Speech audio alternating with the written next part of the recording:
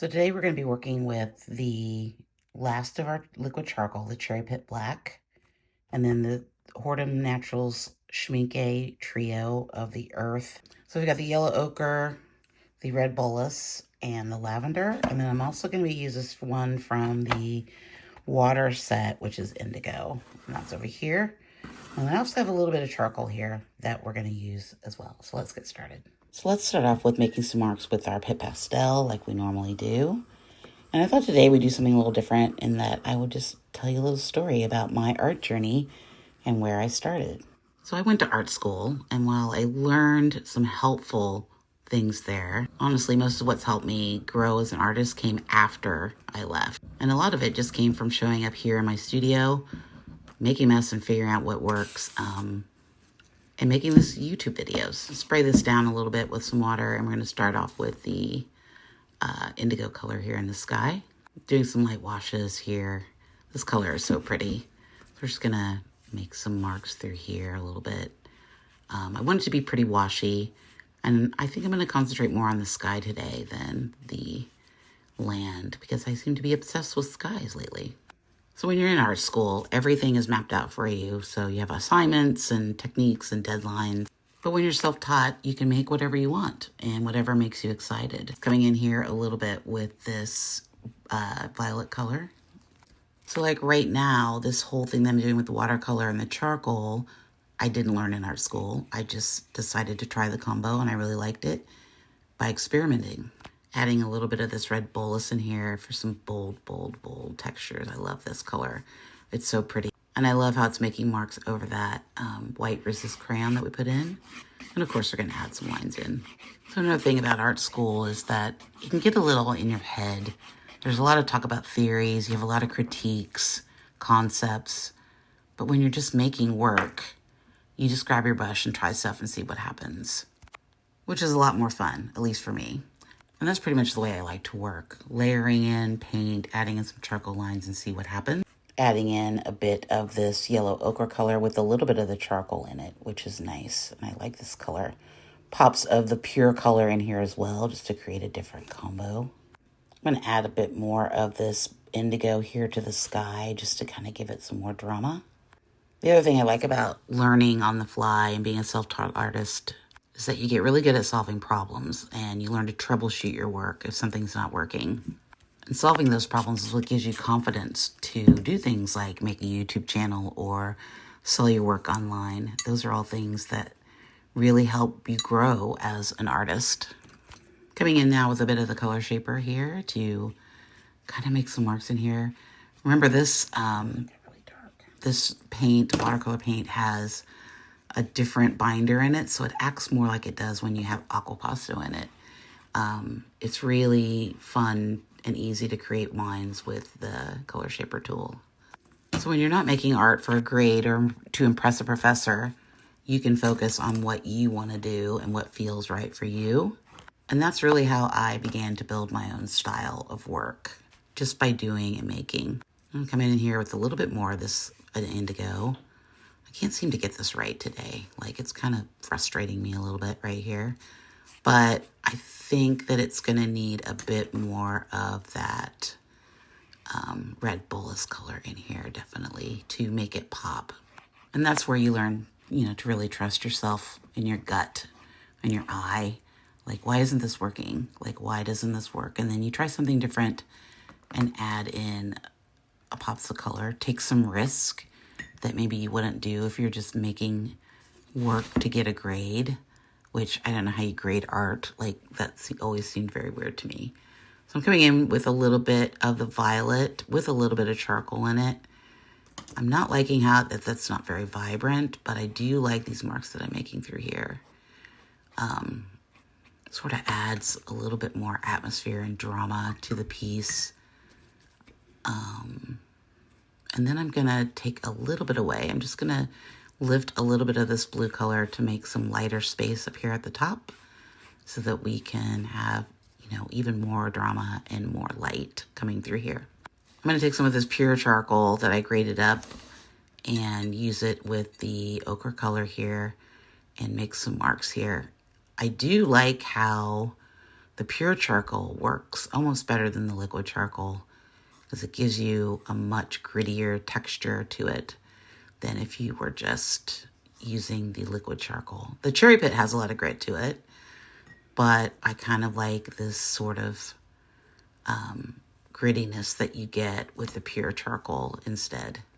Adding in some more of the orange, the red bolus up here, trying still to create more drama. We're trying really hard, but I think I'm getting there. I feel like this little bits of the orange was really helpful to this piece and really kind of started to bring it to life. I like how it kind of meshes together with that violet color up there at the top to kind of give it a little bit more drama. I'm going to put some more of this indigo down here on the around this horizon line. Kind of give the feeling of water. I'm not quite sure if this is a landscape, a waterscape, a seascape. We'll just call it escape. How about that? But I don't hate it. And I love how the resist marks are showing up in here. And you can see those subtle differences. I'm going to come in now with a bit of the lavender and make some marks with the strainer and our charcoal dust, which you knew was coming. I love this technique so much. It's so fun. Continue to add some marks through here. Just trying to make another layer on top of this layer to give it a little bit of depth. And then we'll spray it down with some water here to make sure that it sticks, because we want to make sure that it's not going to brush off. If you add water to the charcoal dust, it usually does stick pretty well. So now I'm coming in with that midnight blue pencil, and I'm going to make a bit of a line through here just to kind of give us a little bit more distinction of where the horizon is. I'm going to come in with a Salmon Caran d'Ache Neocolor 2 and make some marks over the sky to give it a little more texture and a little more depth. I really like these Caran d'Ache over the watercolor. I think it's a really nice combination, and probably soon I'm going to have to, buy a new set of Caran d'Ache, or at least some open stock, because I really do love it. I think they're the best wax crayons on the market. And then lastly, we're going to come in with some lines. This is oil pastel on deli paper, and then we're just scratching back in with our palette knife to create marks and some dynamic marks through here to give it a little bit more depth and a little bit more energy, really. You guys know I love this technique so much. It's one of my favorites, and I use it in almost every piece that I make. So that's fun. So if you're teaching yourself art, or you've been doing it for years and you want to learn more, just know you're doing it, and that's okay. Whatever you do and you're doing it beautifully, keep going, keep showing up. You don't need permission or degree to make work. So I took the tape off, but now I want to add in some of these marks with our fan brush that we made from our round brush the other day. Just using a little bit of the cherry pit black here in some areas, and then coming in just to make some more dynamic marks. I felt like I really wanted a little bit of extra texture through here. And then I'm going to add in just a little bit of the ochre and spots to really make it sort of pop in a little bit, and just add some pops of color of that yellow ochre is always nice through here. You guys don't know how much I love that color.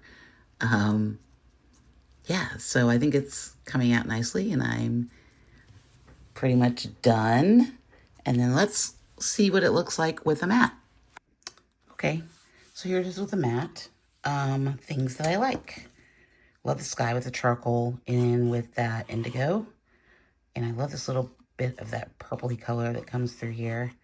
I didn't use a lot of the charcoal in this.